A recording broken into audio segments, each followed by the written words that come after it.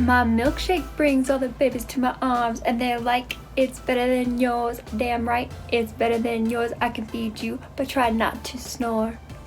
Yo, yo, yo! Snoop Mom here. What's up, Snoop Mom and Moms? Today I am excited to talk to you about tits and tricks. That's right, I said it, tits and tricks. Mostly going to be focusing on breastfeeding today. There is a huge world of feeding a baby, be it formula, be it bottle, be it breastfeeding, and I'm going to focus today specifically on breastfeeding. I want to share with you some of the best tips and tricks that I've learned having fed both of my babies 100% breastfed. I've learned quite a few hacks over these last couple of years. I've done all the research in the world to make sure I know I'm not missing out on something that could make my life easier. As a lot of you know, or those moms that are expecting, it is a full-time job. You feed your baby, you feed your baby, you feed your baby, and then you rinse and repeat. So I would love to share with you anything that can help you out, that can make things more efficient, that can give you the support that you may need. And again, just things that I've learned that have really made my life easy as a breastfeeding mom. So let's jump into it. First and foremost, what do you need? What are the essentials that are gonna make your life easier on this breastfeeding journey? All right, Exhibit A, ring, ring, the boppy. As you can see, it is a U-type shaped pillow. There's also pillows called the Breast Friend feeding pillow. Same scenario. Essentially, this thing sits on your waist, baby sits here.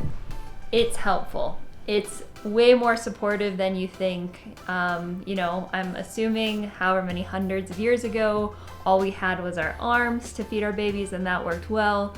But guess what? We live in a day where comfort is king, and this thing is comfort. It definitely helps. It helps in multiple positions, but this is an absolute must-have. Number 2, dun dun dun dun dun dun, breast pads. So, interestingly enough, there's 2 types out there. There's disposable and reusable. I purchase both, and I definitely have preferences based on time. So in the very beginning, when your milk's coming in and it's kind of a disaster because you're overproducing, you're underproducing, your boobs are just a mess trying to learn what is happening, I highly recommend these guys, the disposables. Why? I think they can hold a lot more liquid. They're much better at wicking away moisture. And in the beginning, you soak through a lot. Again, when your body is trying to figure out and regulate the milk, these things, which I'm wearing now, Exhibit B, is the disposable breast pad. Super thin, super lightweight. However, a little bit of liquid really soaks these things, and then you're sitting in a bunch of breast milk, which can cause bacteria buildup, and that is a no-no. So again, I think you should buy both, see what works for you. I like having both on hand. Another time that I would prefer the disposable over the reusable is when I'm out and about and I know I'm not going to have one of my all-time favorite products, which we're going to talk about here shortly, on me, which means I absolutely will be soaking through a lot more when I'm out and about. And I won't get a quote-unquote air dry, which is something else I'll talk about after a feed. So these seem to be a lot more helpful. Then you just toss it if you need to, put in a new one. If you're out and about and have these, then you need to, make sure you have a bag to put it in, and it's just way more of a hassle. And again, I feel this can hold a lot more liquid and moisture and does a much better job than this. I am 3.5 months into breastfeeding with my second child, my son. My milk is regulated, my body's regulated. So when I'm at home through the day, I definitely use these, try to cut down on some waste, save the environment, do my part there. But yes, there's a time and place for each. Next item is ching ching, just some good old nipple balm. This is by Medela. This is based with lanolin. There's multiple kinds out there. I just grabbed this one because it was the first thing that I could see in my shelf. I only use this usually in the first week or two of breastfeeding when your nipples are getting used to having a small thing suckle on them all day, all night. And obviously, you know, most nipples aren't sucked on for that long. I'm not gonna pry, but yeah, I do think that this is very helpful in the beginning. It really helps create a barrier and can help relieve some of those cracked nipples. I know some women experience bleeding nipples. I mean, guys, this is a journey. So whatever we can do to preserve, we must. So I do think that a nipple cream is a must-have. I will link some of my favorites down below, so check those out.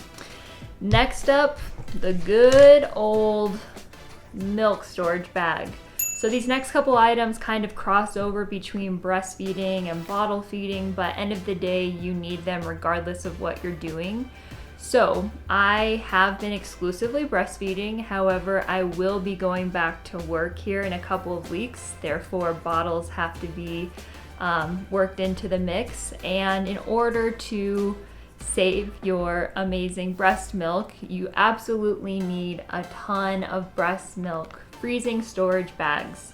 I will link as well to some of my favorite bags. There's some that I've tried that I think are horrible, and they leak and they break and they seem way more flimsy than some of the ones I like.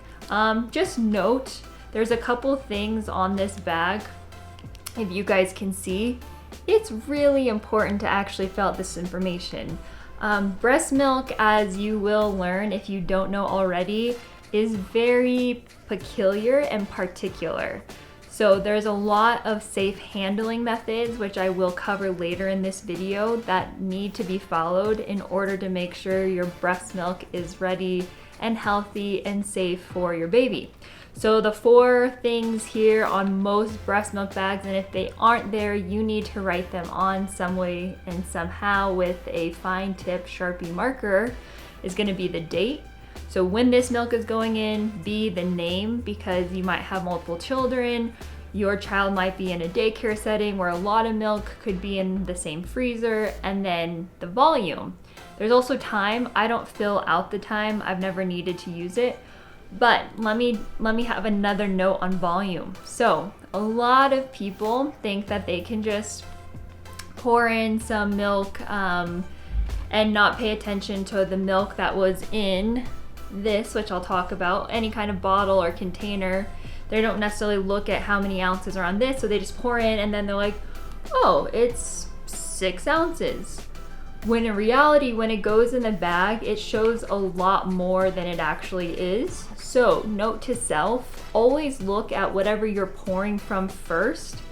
So if it's showing 4 ounces here, more than likely it's gonna show about 6 ounces here, and then you'd probably just write down 6 ounces, and that's not the case.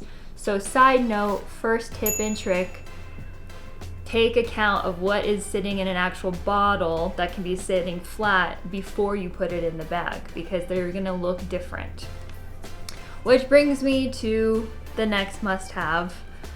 Any bottle, any container is super helpful. A lot of them are helpful, because the last thing you're probably gonna wanna do when you're sleep deprived and tired and been feeding, especially when you cluster feed or growth spurts and you're real tired, is you do not want to be washing these things all day. So I recommend having at least 4 bottles or 4 containers to keep your milk, and I'll tell you I'm calling them a container when we get to my all-time favorite must-have here in a second, because you don't want to be washing and you want to make sure that you've got something easily to transport your milk into without being like, oh, dang it, it's still sitting out on the counter, I have to wash it, and I have to sterilize all these things.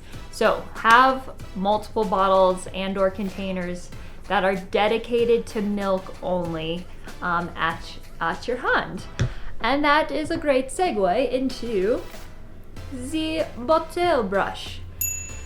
This right here is formulated to easily wash bottles, so don't think you can just take any run-of-the-mill soap brush that you might have for dishes or other things. This actually is made to sit and really capture all the angles of the bottle. This plus this guy right here is made for nipple cleaning. So when you have your bottles, you'll be able to easily get all of the milk buildup within the nipple. Another note is just these need to stay very clean. So this should be isolated by itself away from all the other dish bottles that you have. So make sure that you keep this on your drying rack or somewhere safe that again can't be contaminated with other things. Which brings me to my absolute must-have product. If someone said you're gonna be on an island with your newborn and you can have one thing, what would it be? It would be